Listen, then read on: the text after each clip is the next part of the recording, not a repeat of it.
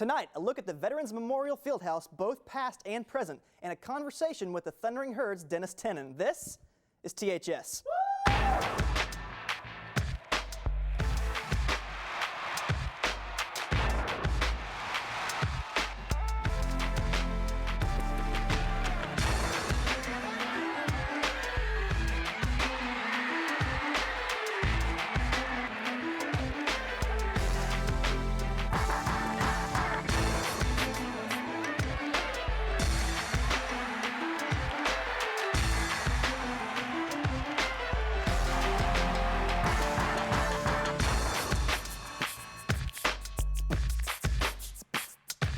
Welcome to THS, your look at Thundering Herd sports at Marshall University. I'm your host, Patrick Webb, and it's time to get things started. This week, the Marshall University men's basketball team is looking forward to the Conference USA tournament in Memphis, Tennessee. THS's Leanda Carey brings us some insight as to what the immediate future holds for Herd Hoops. Let's take a look.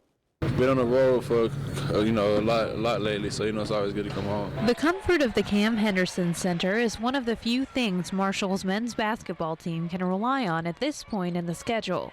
But so far, the only other thing that's been consistent in the Herd's Conference USA play is inconsistency. Our offense can be and is inconsistent at times for every team in the country, including ourselves, but we've got to be more consistent defensively night in and night out and get quality stops. Marshall's just off a 78-68 win at home against ECU, ending a short losing streak. With the Herd tied at 5th in conference with Rice, Shaquille Johnson says his team has a lot to prove. It's just another game that we need to win, though, to get back on track, come to stands, and then let everybody know that we're still capable of being in the NCAA tournament. Marshall's left the losing streak behind, but as for rebounding back into tournament talk, it's all up in the air. One of the problems? The rebounding itself. The Herd was #1 in the nation in rebounds just a month ago, but since then, Marshall's given up its rebounding advantage to 3 conference teams. That's after out-rebounding all but one non-conference opponent. Now the focus is on making sure a few losses don't turn into another streak on the window of opportunity. We knew the schedule a long time ago, so we've got to embrace it. We've got to embrace the challenges, and so we'll be stronger for it as we come down the home stretch. But don't think players are throwing in the towel. We just got to stay together. Every team goes through adversity, and we're just facing a little adversity right now. But we're just going to keep on playing, keep on practicing hard, and we still have a lot of confidence in everybody. Marshall has 3 home games left and 2 more on the road. Leanda Carey, THS. Thanks, Leanda. The Conference USA tournament to kick off Wednesday, March 7th. Time now for a look at Marshall basketball from the past. THS's Jake Snyder brings us a glimpse into the last game played at the Veterans Memorial Fieldhouse just last week. Let's take a look.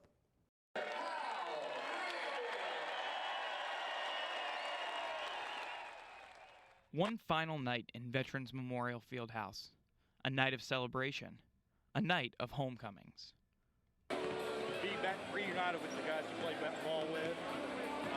For this event to be here, a lot of these guys, have a lot of great memories in here, so it's going to be a special night. Great players, the great teams, the great coaches that came through this building, and I heard so many memorable moments, great stories from so many of our great former players. It's great to have so many back.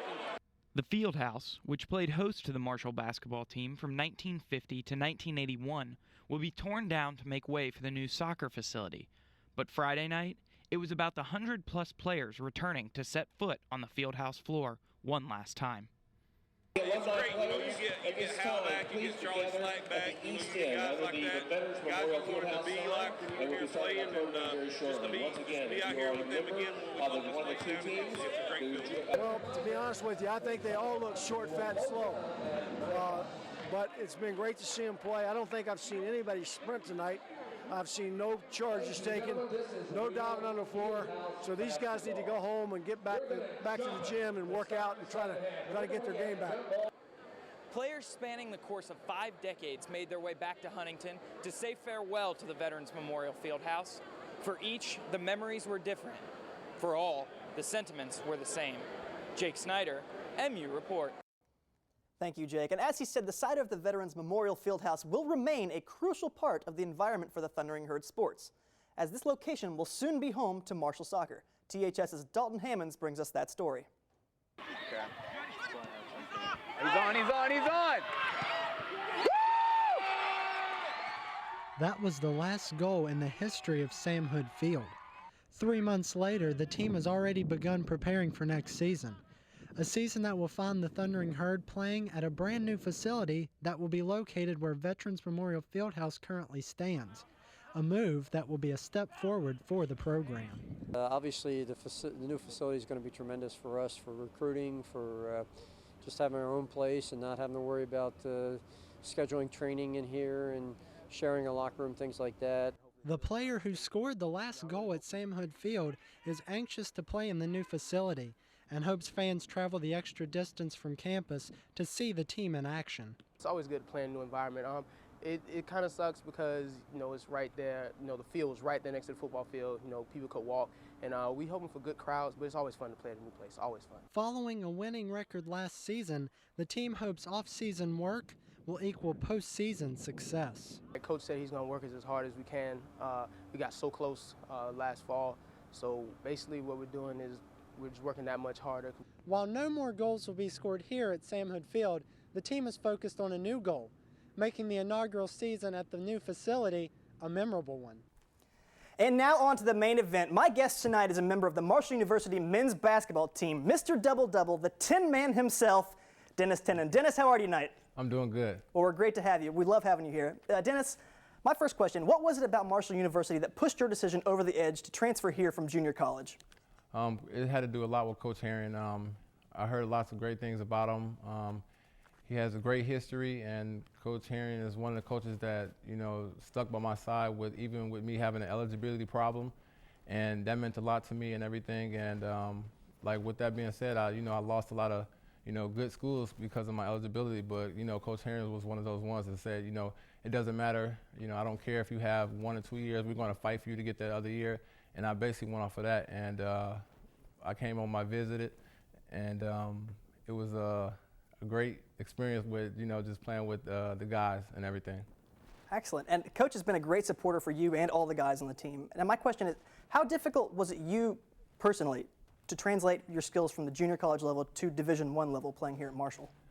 I mean, I did a good job in JUCO, and I knew that I had to step my game up completely, especially playing with, a higher level of talent with these guys. And that's when I came in, right when I graduated from JUCO. I came right here, to get into the gym and get started so I can have a head, get ahead, of these guys and everything. So it really worked out.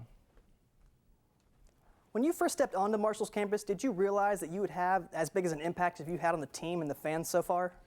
No, I didn't think I would have a big impact. I knew that there had, it's a lot of stars on the team and everything, but I didn't really know that I would have, such, great fan base and everything. But, it worked in my favor. I love all the fans and everything. It's been great this year. And you have great support. Everyone in the Huntington area loves you, and they want to know, where did your love of the game come from? I mean, I've been watching basketball all my life ever since I was a little kid. Growing up, I've been watching Michael Jordan and everything, and I basically just been doing it since the 5th grade. I started playing basketball on my 5th grade team. It was Goodrich Elementary, I remember. And ever since then, I just fell in love with it. We all love Michael Jordan. Michael's the man. With all the extensive traveling you do in college basketball, especially here in Conference USA, how difficult is it for you to be away from your wife and your family? Sometimes it gets, hard, and it's crazy because, one day, I'll go home and then I will have to go away to a road trip, and then I just remember my daughter saying, "No, Daddy, I don't want you to go," and that, that really makes me sad and everything, for her to, say that to me, and I'd be really wanting to stay, but, I just got to remind her, like, I'm doing this for her and, for us to, have a better future, and I just keep telling her, reminding my wife that, she has to stay strong and, support me and everything will be fine. And you've said earlier that you play for your wife and your daughter. When you go out on the court, when you step out there for the first time, how does that affect your play?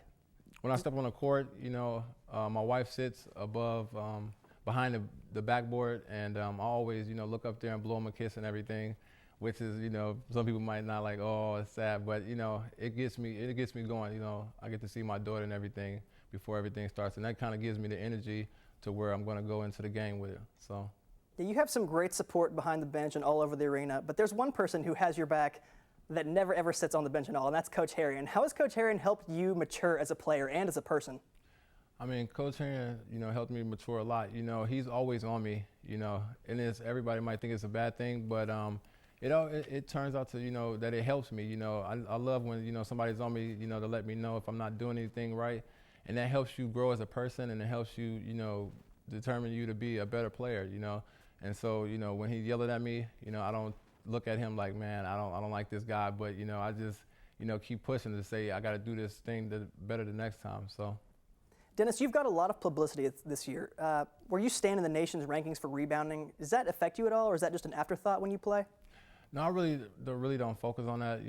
I've been a great rebounder all my life, basically. Starting from middle school on to high school, JUCO, and I just try to go out there, with a lot of energy, and I love to go and get rebounds. That's one of my favorite skills, and that's one of the things I love to do, and that's why I do it in and out every night.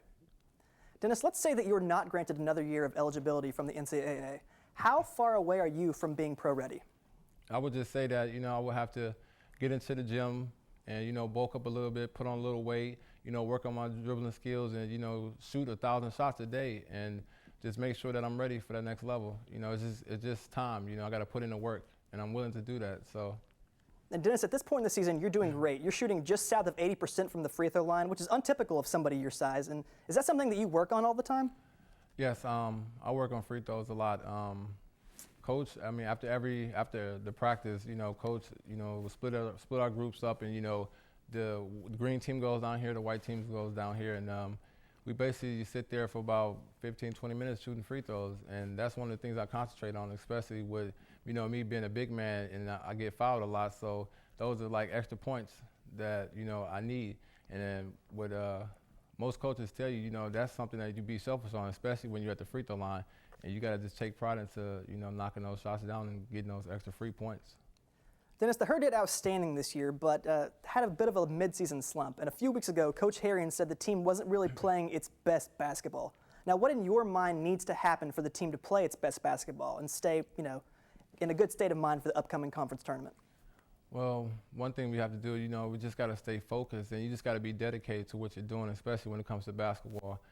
I mean, you got to, come to practice, ready, not distracted, and you got to leave it all on the court, You got to make sure, we're, doing teamwork, sharing the ball, maybe you got to pass the ball extra time to get one of the players open, it's a bunch of things, you just got to make sure that everybody's, in it, and everybody comes to agreement, like, we're going to put our all into it and, play our best every day.